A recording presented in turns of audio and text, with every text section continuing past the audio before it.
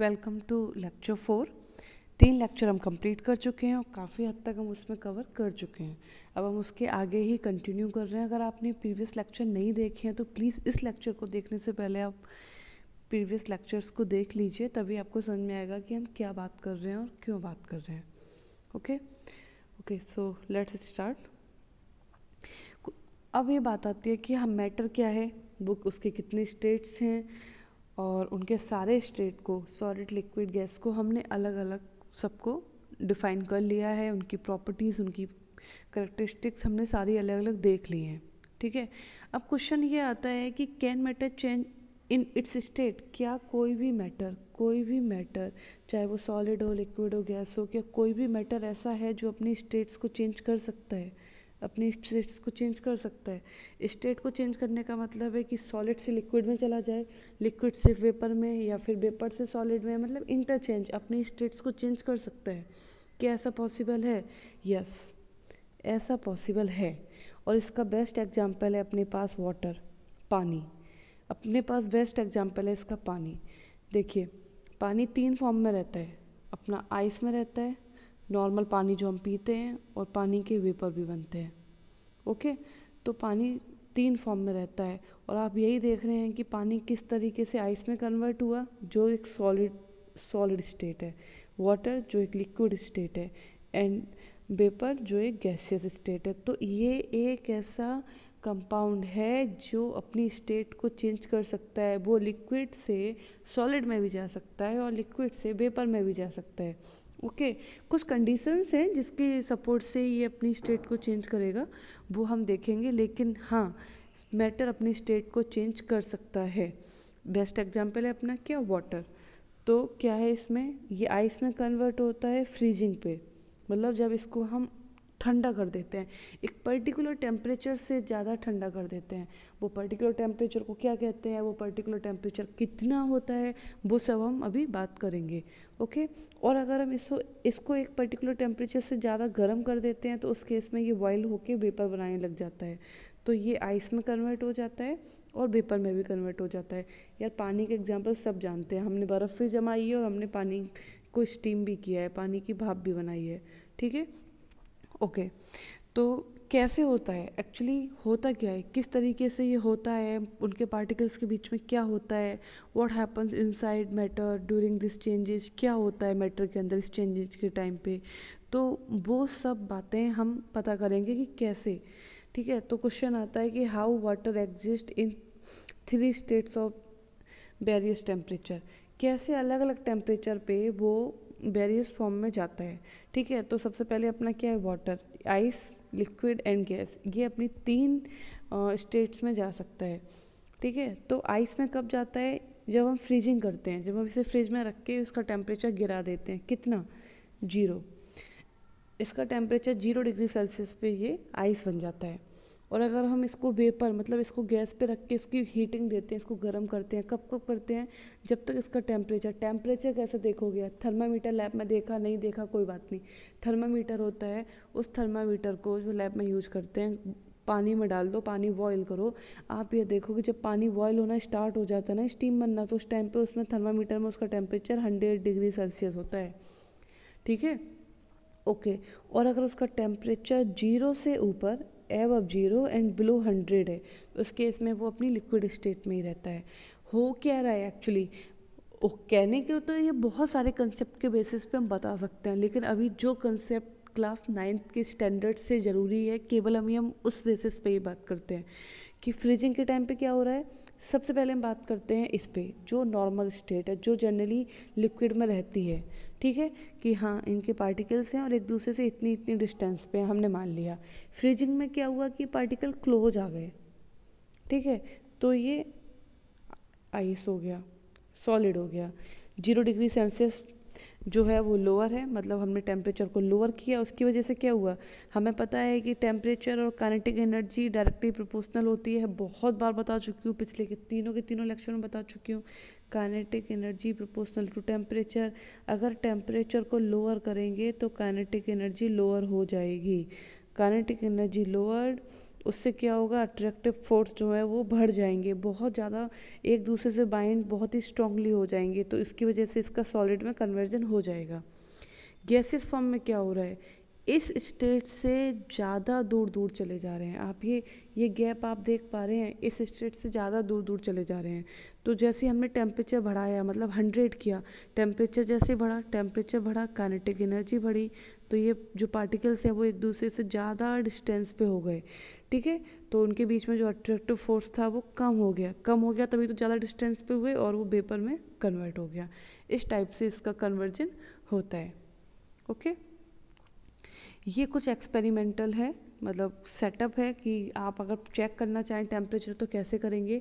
तो ये है कि effect of change of temperature, मतलब टेम्परेचर के चेंज पे क्या इफ़ेक्ट पड़ता है। उसके लिए आप क्या कीजिए, ये तो लेबोरेटरी में करवाएंगे कि उन्होंने एक बीकर लिया, उसमें ये आइस भर दी, ठीक है। उसके बाद यहाँ पे ये थर्मामीटर लगा दिया चेक करने के लिए, ये ग्लास स्टेरर है, मतलब ग्लास रॉड जैसी होती है, उससे इसको हिलाएंगे, सेक करेंगे। ये बर्नर जल रहा है, मतलब यहाँ से हीट दी जा रही है उसको, यहाँ से उसको हीट दी जा रही है, ठीक है। इस टाइप से है सेटअप। आप अपने घर पे अपनी गैस पे उबलते हुए पानी को भी देख सकते हैं, पानी को नहीं, आप अपने कोई भी बर्तन लीजिए, उसमें आइस रख दीजिए और उसको गैस पे रख दीजिए, और फिर आप उस टाइम पे भी, अगर आपके पास थर्मामीटर है तो आप टेम्परेचर मेजर कर सकते हैं। तो आप ये सेटअप अपने घर पे भी लगा सकते हैं। अब आप इस सेटअप में आइए, इस सेटअप में क्या हुआ है कि ये पानी में कन्वर्ट हो गया है। आप देख रहे हैं यहाँ ऊपर हमने आइस ली थी, यहाँ ये वाटर में कन्वर्ट हो गया है, वाटर में कन्वर्ट हो गया है। तो वही सेटअप पूरा है। अब चेंज क्या हो रहा है, चेंज आप देखिए, यहाँ ये आइस से कन्वर्ट हो रहा है वाटर में, यहाँ ये conversion of ice into water है, और दूसरे केस में conversion of water into water vapour है। मतलब यहाँ पे ये बर्फ़ से पानी में कन्वर्ट होगा और यहाँ पे ये पानी से भाप में कन्वर्ट होगा। ओके, अब जरा हम इसको डिस्कस करते हैं। इसी एक्सपेरिमेंट के बेसिस पे अभी बहुत सारे पॉइंट्स हमको देखने हैं। ये बिल्कुल वही एक्सपेरिमेंट है कि हमने एक व्हीकल लिया, उसको लो फ्लेम पे रखा, उसके टेम्परेचर को नोट करने के लिए थर्मामीटर डाला, और वही सेटअप जो हमने करना है वही उसी के सारे पॉइंट्स लिखे हुए हैं। ओके, अब हम स्टार्ट करते हैं। क्या जो हमारे बहुत ही ज़्यादा इंपॉर्टेंट क्वेश्चंस इससे बन सकते हैं, बहुत ही ज़्यादा इंपॉर्टेंट टॉपिक है ये, जिसमें पहला क्वेश्चन बन सकता है कि वेपोराइजेशन कैसे होता है। क्वेश्चन ये आता है कि वेपोराइजेशन हुआ कैसे। ओके, वेपोराइजेशन क्या है, आपने पानी को रखा गैस पे, जो हम जनरली अपने घर पे देखते हैं कि पानी को रखा गैस पे और पानी वेपर में कन्वर्ट हो गया, ठीक है। हमने वाटर को रखा गैस पे और वाटर जो है वो वेपर में कन्वर्ट हो गया। ये वेपोराइजेशन होता कैसे है, तो जैसे ही देखिए, इसको ऐसे समझ सकते हैं कि ये बीकर है, ओके, ये वाटर मॉलिक्यूल्स हैं, ये वाटर मॉलिक्यूल्स हैं, और इसको हमने यहाँ पे एक बीकर फ्लेम पे रख दिया, ठीक है। ओके, जैसे ही इसको हीट देगा, इसको गर्म करेगा, इसको हीट देगा, तो इसके सरफेस पे जो होंगे, जो पार्टिकल्स इसके सरफेस पे होंगे, उनकी एनर्जी पहले से हाई होगी, और यहाँ से वो हीट लेने पे, मतलब टेम्परेचर लेने पे, इनकी काइनेटिक एनर्जी जो सरफेस पे होगी, इनकी काइनेटिक एनर्जी पहले इंक्रीज होगी, और जो सरफेस पे प्रेजेंट होंगे वो पहले उड़ जाएंगे। देखिए, जब भी पानी भाप बनता है तो ऐसा नहीं है कि वो बॉटम से खाली होना शुरू हो जाता है, वो सरफेस से पहले उड़ता है। सरफेस से उड़ेगा, फिर अगले नीचे वाली सरफेस पे आ जाएंगे, फिर वो भी उड़ जाएगा, फिर और नीचे वाली सरफेस पे आ जाएंगे, वो भी उड़ जाएगा। इस टाइप से वो वेपर में कन्वर्ट होता है, ठीक है। तो वही कह रहा है कि जैसे ही हमने टेम्परेचर इंक्रीज किया सॉलिड्स का मतलब आइस का, जैसे ही हमने टेम्परेचर इंक्रीज किया सॉलिड्स का मतलब हमने आइस को रखा गैस पे और हमने उसको इंक्रीज किया, तो उसकी काइनेटिक एनर्जी जो है वो इंक्रीज होने लगी, ठीक है। अब इस काइनेटिक एनर्जी बढ़ने की वजह से क्या हुआ, पार्टिकल्स स्टार्ट वाइब्रेटिंग, पार्टिकल्स के बीच में वाइब्रेशन स्टार्ट हो गए। काइनेटिक एनर्जी बढ़ेगी मतलब मूवमेंट बढ़ेगा, मूवमेंट बढ़ेगा मतलब वाइब्रेशन स्टार्ट हो गए, क्योंकि वो सॉलिड है। लिक्विड होता तो काफ़ी तेज एवोपरेट हो जाता है, लेकिन सॉलिड में तो पहले वाइब्रेशंस धीमे धीमे बढ़ेंगे, उसके बाद वो लिक्विड में कन्वर्ट होगा, उसके बाद वो लिक्विड फिर वाइब्रेशंस बहुत हाई होंगे, तब वो वेपर में कन्वर्ट होगा। अभी हम बात कर रहे हैं आइस की, मतलब सॉलिड की। तो सॉलिड के बीच में काइनेटिक एनर्जी हमने जैसे ही बढ़ाई, उनके बीच में क्या हुआ, वाइब्रेशंस जो है वो स्टार्ट हो गए, ओके। अब और ये वाइब्रेशंस जो है वो बहुत ही ग्रेटर स्पीड से स्टार्ट हो गए, जैसे जैसे हम उसको टेम्परेचर को बढ़ाते चले जा रहे हैं। अब पॉइंट ये नोट करने वाला है, the energy supplied by heat overcomes the force of attraction between the particles. मतलब आपका ये है कि जो भी कर में अभी हमने मानो यहाँ पे आइस क्यूब्स रखे हैं और ये आइस क्यूब्स के जो पार्टिकल्स हैं वो एक दूसरे से बहुत स्ट्रांगली बाइंड है, तभी तो ये वाटर में कन्वर्ट नहीं हो रहा है, बर्फ़ बन के बैठा हुआ है। तो जैसे ही हमने यहाँ से हीट देना स्टार्ट किया फ्लेम से, तो धीमे धीमे क्या होगा, इनके जैसे एक आइस क्यूब है, ये 2 आइस क्यूब हमने यहाँ ले ली, इनके बीच में पार्टिकल्स हैं और यहाँ वाइब्रेशन स्टार्ट हुए। जैसे यहाँ वाइब्रेशन से स्टार्ट हुए तो ये धीमे धीमे क्या होगा, जिन फोर्स से ये दोनों पार्टिकल कनेक्ट हो रखे हैं, अगर वो फोर्स से हम ज़्यादा हीट प्रोवाइड कर दें तो ये हीट जो है वो ये फोर्स को तोड़ देगा। जब इस फोर्स को तोड़ देगा तो ये इतनी दूर हो जाएंगे, उस केस में ये लिक्विड में कन्वर्ट हो जाएंगे। ओके, तो यही ये कहना चाह रहा है। इसका कहने का मतलब यही है कि हमें उतनी हीट देनी है कि उसकी काइनेटिक एनर्जी और वाइब्रेशंस इतना इंक्रीज हो जाए कि जो हीट हम सप्लाई कर रहे हैं वो उनके बीच के फोर्स ऑफ अट्रैक्शन को ब्रेक कर दे, जिसकी वजह से वो मेल्ट होना स्टार्ट हो जाए। मतलब हमारा जो आइस है, जो हमारा सॉलिड है, वो लिक्विडिफाई होना शुरू हो जाए, मतलब मेल्ट होना स्टार्ट हो जाए। The particles leave their fixed positions and start moving more freely. Okay, और ये जो स्टेज होती है, the stage is reached when the solid melts. और ये स्टेज कब आती है, जब एक सॉलिड पिघलने लग जाता है और फिर वो लिक्विड में कन्वर्ट हो जाता है। ओके, तो ये बात समझ में आई मैंने क्या बोला, ओके, एक बार फिर से डिस्कस करते हैं, थोड़ा सा कॉम्प्लिकेटेड सा है। ओके, अभी हम कर क्या रहे हैं, अभी हम आइस को वाटर में कन्वर्ट कर रहे हैं। हमने बोला कि जो हमारा सॉलिड है, आइस है, वो अपनी स्टेट कैसे चेंज करेगा, मतलब लिक्विड में कैसे चेंज होगा, अभी हम वो चेंज कर रहे हैं। हमने बताया कि जैसे हम एक फ़िक्स टेम्परेचर दे दें तो वो चेंज हो जाता है, ठीक है। एक फ़िक्स टेम्परेचर देखिए, टेम्परेचर भी देख लीजिए, अगर आपको इतना है डाउट तो एक टेम्परेचर देख लीजिए, 0 डिग्री सेल्सियस। अगर 0 डिग्री सेल्सियस से नीचे है तो वो सॉलिड में ही रहेगा, 0 से ऊपर उसको टेम्परेचर मिला तो वो लिक्विड में जाएगा, और उसके बाद वो 100 तक जाएगा, 100 के बाद वो वेपर में बनना शुरू हो जाएगा। तो इसका जो 0 डिग्री सेल्सियस है, ये है इसका 0 डिग्री सेल्सियस है, ये इसका फ्रीजिंग पॉइंट है, और 100 डिग्री सेल्सियस है, वो 0 डिग्री सेल्सियस है इसका मेल्टिंग पॉइंट है, और इसका 100 डिग्री सेल्सियस से इसका बॉइलिंग पॉइंट। ओके, क्योंकि 0 डिग्री सेल्सियस पे हमारा आइस जो है वो मेल्ट होना स्टार्ट हुआ, और 100 डिग्री सेल्सियस पे हमारा लिक्विड है वो वेपर में बनना शुरू हुआ। ओके, तो कैसे बनना शुरू हुआ, मैंने बताया कि जैसे ही हमने टेम्परेचर बढ़ाया, सॉलिड्स का काइनेटिक एनर्जी पार्टिकल्स की बढ़नी शुरू हो गई, जिसकी वजह से क्या हुआ, पार्टिकल्स के बीच में वाइब्रेशंस स्टार्ट हो गए, और जब ये वाइब्रेशंस बहुत ज़्यादा हो गए, इतने ज़्यादा हो गए वाइब्रेशन कि जो एनर्जी हम सप्लाई कर रहे हैं वो एनर्जी इतनी हो गई ये वाइब्रेशंस के थ्रू कि जो फोर्स ऑफ अट्रैक्शन था वो टूट गया। पार्टिकल एक दूसरे से जुड़े हुए थे, टूट गए, दूर दूर हो गए, मतलब अब सॉलिड लिक्विड में कन्वर्ट हो गया। ओके, और ये एक फिक्स पोजीशन पे होता है, इस पोजीशन पे हमारा जो सॉलिड है वो मेल्ट होना स्टार्ट हो जाता है, मतलब लिक्विड में कन्वर्ट होना स्टार्ट हो जाता है। तो डेफिनेशन क्वेश्चन आ सकता है कि define melting point, the temperature at which solid melts, वो टेम्परेचर जिस पे कोई भी सॉलिड पिघलना शुरू कर देता है and becomes liquid at atmospheric pressure is called melting point. वह टेम्परेचर जिस पे कोई भी सॉलिड लिक्विड में कन्वर्ट होना शुरू हो जाता है उसे मेल्टिंग पॉइंट कहते हैं। और इसके लिए बहुत ज़रूरी कंडीशन क्या है, एट एटमॉस्फेरिक प्रेशर। ये वो प्रेशर है जो जनरली हर उस चीज़ पे लग रहा है जो इन्वायरमेंट में, एटमॉस्फेयर में प्रेजेंट है, चाहे वो हम हो, तुम हो, चाहे वो आइस क्यूब हो, चाहे कोई भी हो। जब तक हम किसी पर्टिकुलर इंस्ट्रूमेंट के अंदर रख के प्रेशर को चेंज नहीं करेंगे तब तक नहीं। ये ATM 1 ATM प्रेशर है जो स्टैंडर्ड प्रेशर है, जो हर किसी पे लग रहा है। ओके, तो ये हो गया मेल्टिंग पॉइंट। अगर क्वेश्चन आ जाता है कि डिफाइन मेल्टिंग पॉइंट, तो उसकी डेफिनेशन अपने पास क्या है, उसकी डेफिनेशन है ये, the temperature at which solid melts and becomes liquid at 1 atm pressure is called melting point.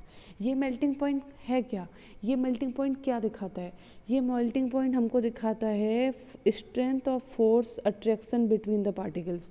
मतलब जो पार्टिकल्स हैं उनके बीच में कितना स्ट्रांगली वो बाउंड है, strength of force of attraction को हाईलाइट करता है।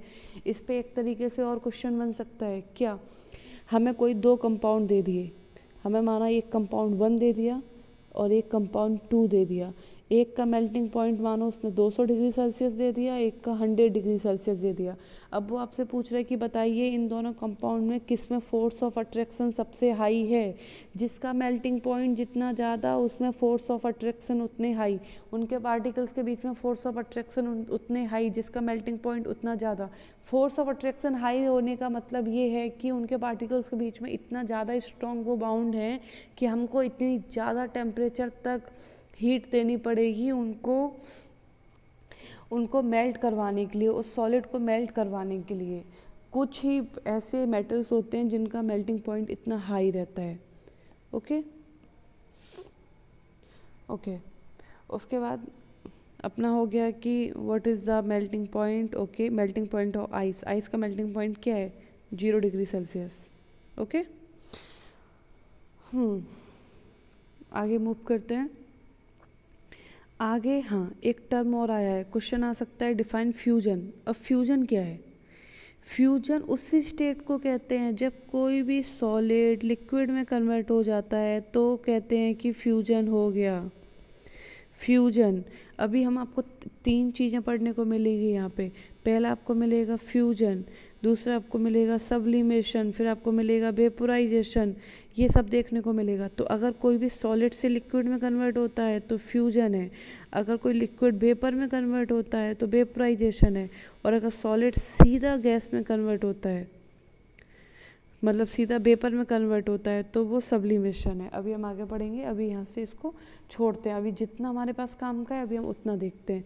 ये फ्यूजन, नॉन एज फ्यूजन, इसको नहीं भूलना है। क्या है fusion, the melting point of the ice is 273.16 kelvin. Okay, अभी तुमको डाउट आ सकता है कि यार अभी तो ये 0 डिग्री सेल्सियस बोल रही थी, अभी ये क्या आ गया।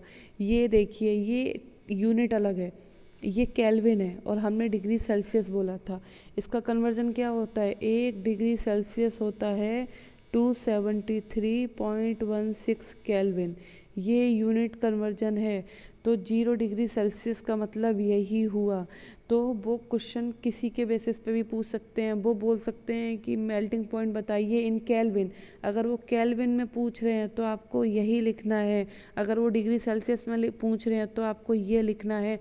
यूनिट का भी पूरा ध्यान देना है, क्वेश्चन गलत हो सकता है। Okay, let's go ahead. When a solid melts, its temperature remains the same. So where does the heat energy go? Very good question कि जब कोई सॉलिड मेल्ट होता है तो उसका टेम्परेचर तो सेम रहता है, तो जो हीटिंग हम दे रहे हैं वो एक्चुअली जा कहाँ रही है। मानिए अगर हमने किसी बीकर में आइस रखी है और हम उसको हीट दे रहे हैं, उसको गर्म कर रहे हैं, इस केसेस में हमारी आइस पिघलनी शुरू हो रही है। जैसे ही आइस पिघलनी शुरू हुई, हमने बोला ये इसका मेल्टिंग पॉइंट है, मान लो 0 डिग्री सेल्सियस है या फिर 273.16 केल्विन है। ओके, निकालते कैसे हैं, यूनिट कन्वर्जन कैसे करते हैं वो देख लेते हैं। हमने बताया कि 1 degree Celsius equal to 273.16 kelvin, तो 0 में को आप जब कन्वर्ट करेंगे केल्विन में तो इसमें 273.16 ऐड करेंगे तो हमारे पास 273.16 केल्विन ही रहेगा। अगर हमें 100 डिग्री सेल्सियस को चेंज करना हुआ तो हम क्या करेंगे, 100 + 273.16, उस टाइम पे क्या हो गया 373.16 केल्विन। इस टाइप से यूनिट कन्वर्जन होगा जो आपको ध्यान में रखना है। ओके, बैक टू टॉपिक पे वापस आते हैं। ओके, तो हम कहाँ थे, हम ये कह रहे हैं कि अगर हमने ये बीकर है, यहाँ पे ये आइस रखी हुई है, जैसे ही हम इसको हीट दे रहे हैं, ये जैसे पिघलनी शुरू हुई, हमने टेम्परेचर नोट किया, इसका मेल्टिंग पॉइंट 0 डिग्री सेल्सियस है, ये पिघलना शुरू हुई। अब जब तक ये आइस पूरी नहीं पिघल जाएगी, ये पूरा का पूरा आइस पानी में कन्वर्ट नहीं हो जाएगा, तब तक इसका टेम्परेचर 0 डिग्री सेल्सियस ही रहेगा। जब ये पूरा पानी बन जाएगा, उसके बाद इसमें बॉइलिंग स्टार्ट होगी, ये बबल करना स्टार्ट करेगा, फिर धीमे धीमे वेपर बनना शुरू हो जाएगा। उस टाइम पे इसका टेम्परेचर, जब ये वेपर बनेगा तब इसका टेम्परेचर 100 डिग्री सेल्सियस होगा, जो इसका बॉइलिंग पॉइंट है। और जब तक ये पूरा का पूरा पानी उड़ नहीं जाएगा, तब तक इसका टेम्परेचर 100 डिग्री सेल्सियस ही रहेगा। भाई क्यों? क्वेश्चन ये आता है कि क्यों ऐसा हो रहा है भाई? जब ये पिघलना शुरू हो गई थी 0 पे, और हम यहाँ पे लगातार इसको गर्म करते चले जा रहे हैं, हीट देते चले जा रहे हैं, तो इसका टेम्परेचर बढ़ क्यों नहीं रहा? जब ये 100 पे बॉयल होना शुरू हो गया था और हम लगातार इसमें हीट देते चले जा रहे हैं, तो ये टेम्परेचर बढ़ क्यों नहीं रहा? ये क्वेश्चन है कि भाई क्यों नहीं बढ़ रहा? जो हम दे रहे हैं टेम्परेचर, जो हम हीट दे रहे हैं, वो जा कहाँ रही है? उसको ही अभी हमको देखना है, क्योंकि वो एक स्पेशल टर्म है जो एक अलग तरीके से पूछा जा सकता है, उस पर भी एक अलग क्वेश्चन बन सकता है। ओके, तो अब जरा हम उसी बात पे आते हैं कि वो हीट जा कहाँ रही है। प्रॉब्लम समझ में आई कि हम अब डिस्कस क्या करने वाले हैं? ओके, तो स्टार्ट करते हैं। जब हम, ये वही लिखा हुआ है कि जब हम उसको एक्सपेरिमेंट को करते हैं तो हीट जो है चेंज होती है, टेम्परेचर क्यों नहीं बदलता, जब तक हम उसको वही सब करते रहते हैं। जो अभी हम आपको बोल रहे थे वही सब लिखा हुआ है, इसको छोड़ते हैं। अभी जो पॉइंट है, जो सच में पॉइंट है, उसको देखते हैं, और वो अपना पॉइंट है लेटेंट हीट। अभी क्वेश्चन ये बन सकता है, नया टर्म आ गया लेटेंट हीट, और क्वेश्चन इसी पे बन सकता है कि लेटेंट हीट को डिफाइन कीजिए, लेटेंट हीट है क्या? वही क्वेश्चन बन सकता है। ठीक है, तो ज़रा इस पे डिस्कस करते हैं। डिस्कस ये है कि आइस जो है वो पिघलनी जैसे ही शुरू हुई, हमने टेम्परेचर ले लिया उसका मेल्टिंग पॉइंट। अब आइस जब पूरी वाटर में कन्वर्ट होगी, तो जो आइस के बीच में जो अट्रैक्शन फोर्स है, जो इसको लिक्विड में कन्वर्ट करेगा, उनको तोड़ने के लिए भी तो हमको एनर्जी चाहिए। तो उस टाइम पे हम जो हीट दे रहे थे, वो सारी की सारी इनके अट्रैक्शन फोर्स को ब्रेक करने में जा रही थी, जिसने इनको लिक्विड में कन्वर्ट किया। इसलिए उसने टेम्परेचर नहीं बढ़ाया, और इस हीट को क्या कहते हैं? Latent heat. ओके, इस हीट को कहते हैं लेटेंट हीट। देखिए, the heat gets used up to changing the state by overcoming the forces of attraction.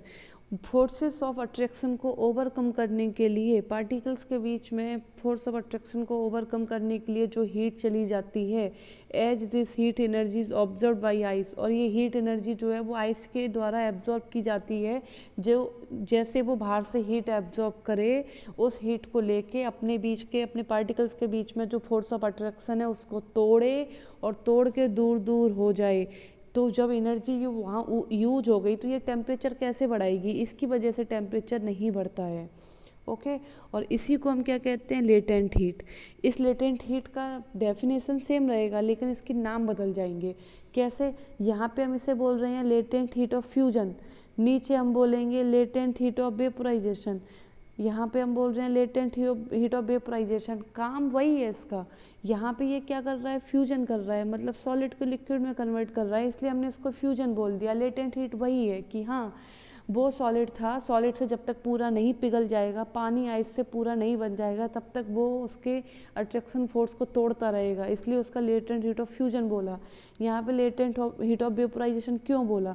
क्योंकि पानी एक बार वेपर बनना शुरू हुआ, उसके बाद टेम्परेचर नहीं बढ़ेगा, क्योंकि जब तक पूरा पानी नहीं वेपर में बन जाएगा, जितना पानी है सारा फोर्स को वो हीट तोड़ के वेपर नहीं बना देगा, तब तक टेम्परेचर नहीं बढ़ेगा। और उसी को हम क्या बोलेंगे?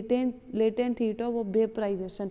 तो डेफिनेशन सेम रहेगी, केवल टर्मिनोलॉजी बदल जाएगी। फ्यूजन हो रहा है तो वो फ्यूजन की लेटेंट हीट हो जाएगी, वेपोराइजेशन हो रहा है तो वेपोराइजेशन की लेटेंट हीट हो जाएगी। ओके, अब इसको एक पर्टिकुलर स्टैंडर्ड देते हैं, उससे इसको डिफाइन करते हैं। वो क्या है? The amount of heat energy that requires to change 1 kilogram of solid into liquid at atmospheric pressure at its melting point is known as latent heat of fusion. भाई साहब, इतना बड़ा, अभी कहोगे इतना बड़ा, अभी तो इतना छोटा सा बोल रहे थे। नहीं, बड़ा नहीं है। केवल आपको कुछ बातें याद रखनी है, क्या कि ये अमाउंट ऑफ हीट एनर्जी है, पहला पॉइंट ये अमाउंट ऑफ हीट एनर्जी है, ओके। दूसरा जो रिक्वायर्ड होती है, ओके, कितना 1 ग्राम ऑफ सॉलिड, मतलब हमने 1 किलो आइस ली है, ठीक है। और कंडीशन क्या होनी चाहिए, प्रेशर बाहर से कोई नहीं लगना चाहिए, मतलब एटमॉस्फेरिक प्रेशर ही होना चाहिए, और वो अपने मेल्टिंग पॉइंट पे, मेल्टिंग पॉइंट मतलब 0 डिग्री सेल्सियस था, 0 डिग्री सेल्सियस ही है जब तक वो पूरा नहीं पिघल जाएगा। और कितना अमाउंट होना चाहिए, 1 kg।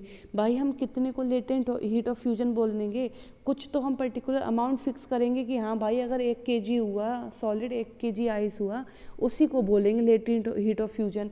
कुछ तो स्टैंडर्ड फिक्स करना पड़ेगा। अगर हम 10 किलो आइस ले लेंगे तो वो ज़्यादा हीट लेगा, तो हम कैसे पता करेंगे कि हमें एक फिक्स अमाउंट करना पड़ेगा, क्योंकि हमें एक फिक्स नंबर मिलेगा। इसी की वजह से इसकी जो वैल्यू रहेगी लेटेंट हीट ऑफ फ्यूजन की, वो फिक्स रहेगी। हमें अमाउंट भी फिक्स करना पड़ेगा, इसलिए वो अमाउंट कितना है, 1 kg ऑफ सॉलिड। कंडीशन भी फिक्स करनी पड़ेगी, वो क्या है, प्रेशर नहीं होना चाहिए, 1 atm प्रेशर ही होना चाहिए। और हीट में कन्फ्यूजन होता है कि भाई एब्जॉर्ब है या रिक्वायर्ड है या गिवन है, तो ये ली गई हीट है, क्योंकि फोर्स उसको तोड़ना है भाई, उसको अपने पार्टिकल्स के बीच का अट्रैक्शन तोड़ना है, तो वो लेगा हीट। ओके, तो ये समझ में आया। ओके, तो particles in water at 0 degree Celsius have more energy as compare to particles in ice at the same temperature. Okay, अब इसके लिए क्या है कि जो पॉइंट है, वो पॉइंट ये है कि अगर आप ये देखेंगे कि जो आइस की जो हीट है और जो वो पानी होगा जो कोल्ड वाटर होगा, मतलब जस्ट आइस से पानी कन्वर्ट हो रहा है लिक्विड में, तो उसकी हीट ज़्यादा होगी। मतलब वो पानी जो जस्ट आइस से कन्वर्ट हुआ है लिक्विड में, उसकी हीट ज़्यादा होगी रादर देन आइस। क्यों? क्योंकि आइस में तो केवल एक ही हीट है, वो है जो अभी उसको मिली है, उसका मेल्टिंग पॉइंट है, ठीक है, वो है। जैसे ही वो पानी कन्वर्ट हुआ, वो पानी कन्वर्ट होता चला जा रहा है, उसकी लेटेंट हीट को भी ले रहा है, मतलब वो हीट भी ले रहा है जो उसके पार्टिकल्स के बीच के अट्रैक्शन को तोड़ने के लिए काम में आ रही है। तो उसकी एनर्जी ज़्यादा होगी, क्योंकि उसमें 2 हीट है। पहली वो हीट जो 0 तक दी गई थी, 0 डिग्री सेल्सियस तक, और दूसरी वो हीट जो उनके अट्रैक्शन को तोड़ने के लिए वो खुद ले रहा है, ठीक है। ओके, ये तो बात आ गई अपनी किसकी, मेल्टिंग पॉइंट की बात खत्म हो गई। अब हम किसकी बात करेंगे, बॉइलिंग पॉइंट। अब हम बात करते हैं define boiling point. Boiling point को डिफाइन कीजिए।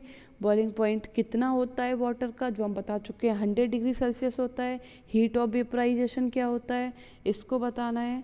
अब हम बात करते हैं, कंसेप्ट बिल्कुल ऊपर जैसा है, बस वहाँ हम सॉलिड से लिक्विड की बात कर रहे थे, हम लिक्विड से वेपर की बात करेंगे। वहाँ पे भी सेम कंसेप्ट था, यहाँ पे भी सेम कंसेप्ट है, कुछ भी ज़्यादा अलग नहीं है। वहाँ पे भी जितना लेटेंट हीट चाहिए था सॉलिड से लिक्विड में कन्वर्ट होने के लिए, यहाँ पे वही कंसेप्ट है कि लिक्विड से वेपर में कन्वर्ट होने के लिए चाहिए पड़ेगा।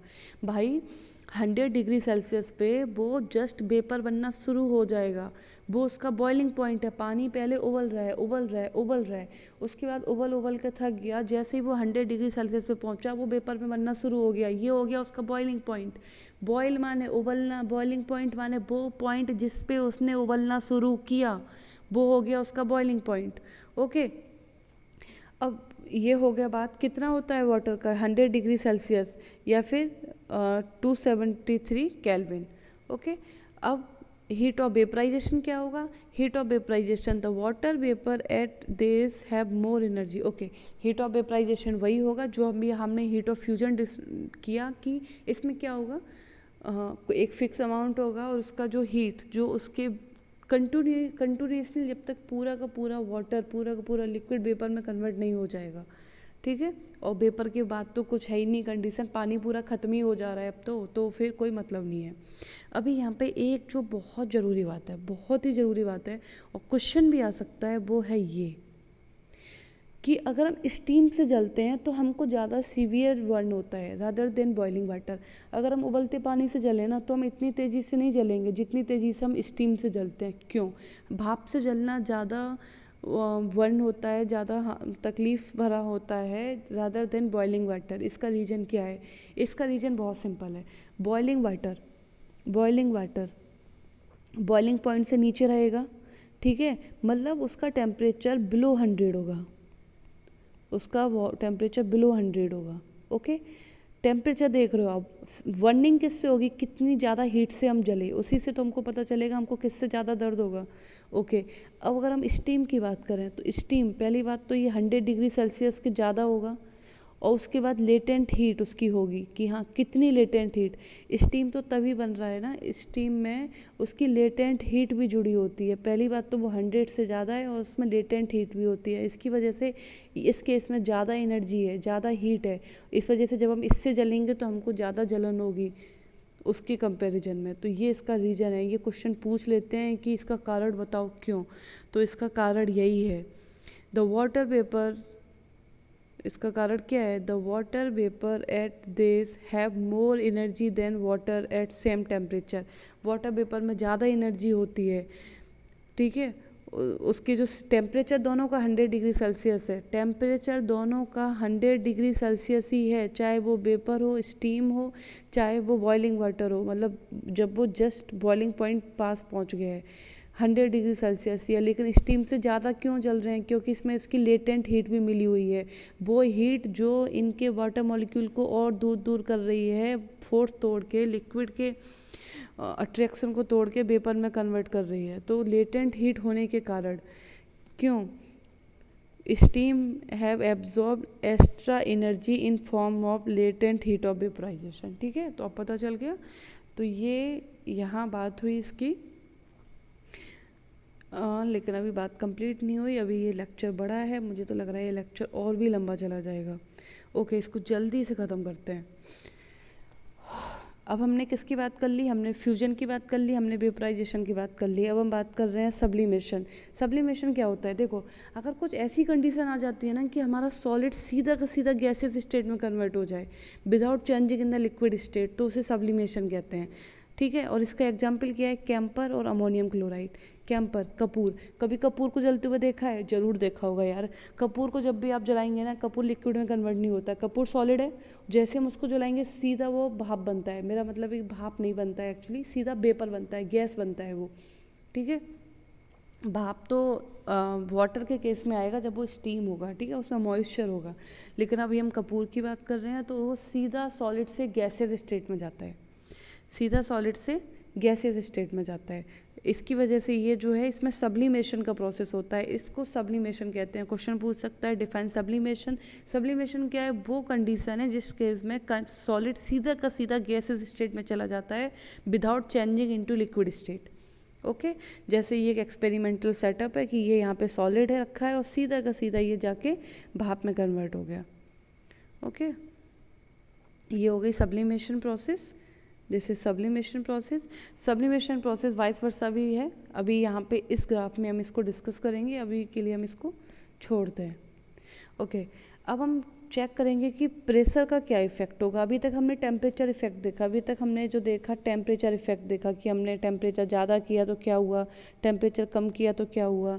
अभी हमने टेम्परेचर इफेक्ट देखा, अब हम देखेंगे प्रेशर इफेक्ट। तो क्वेश्चन क्या आता है कि हाँ प्रेशर का भी कुछ ऐसा इफेक्ट होता है कि वो उसकी स्टेट को चेंज कर सकता है। क्या प्रेशर भी ऐसा इफेक्ट डालता है कि स्टेट को चेंज कर सकता है? यस, कर सकता है। इस जगह को देखिए, ये एक सिलेंडर है, ये पार्टिकल्स हैं, यहाँ पे आपने गैस भर दी है, इनके बीच में आप स्पेस देखिए काफ़ी दूर है, यहाँ पे आपने गैस भर दी है। ठीक है, मानो कोई भी गैस आपने यहाँ फिल कर दी है और ये पिस्टन लगाया है। पिस्टन क्या होता है, कुछ ऐसी चीज़ जिससे हम उसको कंप्रेस कर सकते हैं। इस पिस्टन को हम नीचे की तरफ दबा रहे हैं, मतलब इसको कंप्रेस कर रहे हैं। ये आप नोटिस कीजिए, यहाँ पे हमने इस पिस्टन को इतना कंप्रेस कर दिया, इतना कंप्रेस कर दिया। ठीक है, और ये पार्टिकल्स को देखिए आप, ये पार्टिकल्स अब ज़्यादा क्लोज आ गए हैं, ज़्यादा क्लोज आ गए हैं। ठीक है, अब आप इस देखिए, इस पिस्टन को हमने और भी ज़्यादा कंप्रेस कर दिया, तो इतना और कंप्रेस कर दिया और ये पार्टिकल बिल्कुल क्लोज आ गए हैं। तो ये केस में क्या हुआ, इस केस में अगर हमने इसको गैस मानते हैं तो इस केस में ये लिक्विड में आ जाएगा, इस केस में ये सॉलिड में आ जाएगा। तो इस टाइप से हम कह सकते हैं कि प्रेशर चेंज करने पे भी हम उसकी स्टेट को चेंज कर सकते हैं। ठीक है, तो ये समझ में आ गया कि यहाँ प्रेशर चेंज करने पे भी कर सकते हैं। अभी जो आपको याद रखने वाली लाइन है वो क्या है कि लिक्विडिफिकेशन की कंडीशन क्या है। क्वेश्चन आ सकता है what are the condition for liquidification of gases. तो टेम्परेचर हम देख चुके, टेम्परेचर हमको, अगर हम गैस ले रहे हैं तो हमको टेम्परेचर को गिराना पड़ेगा, क्योंकि टेम्परेचर गिरा के ही गैस लिक्विड में आएगा, फिर लिक्विड सॉलिड में आएगा, अगर आ सकता है तो।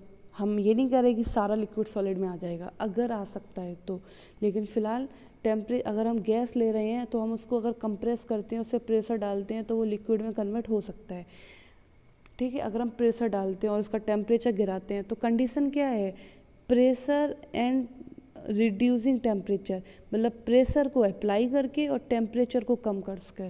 लिक्विडिफिकेशन की कंडीशन क्या है, लिक्विडिफिकेशन की कंडीशन क्या है, प्रेशर को डिक्रीज करो, सॉरी प्रेशर को इंक्रीज करो, प्रेशर को इंक्रीज करो और टेम्परेचर को डिक्रीज करो। ओके, इन दो केसेस में हम किसी भी गैस को लिक्विडिफाई कर सकते हैं। ये बहुत इंपॉर्टेंट आंसर है। लिक्विडिफिकेशन की क्या कंडीशन है, applying pressure and reducing the temperature can liquidify gases. Okay, इसके लिए एक बहुत अच्छा एग्जाम्पल हम आपको बताते हैं, बहुत ही अच्छा एग्जाम्पल है। कभी भी कोल्ड ड्रिंक पी है, ऐसा कोई नहीं है जिसने कोल्ड ड्रिंक ना पी हो, ठीक है।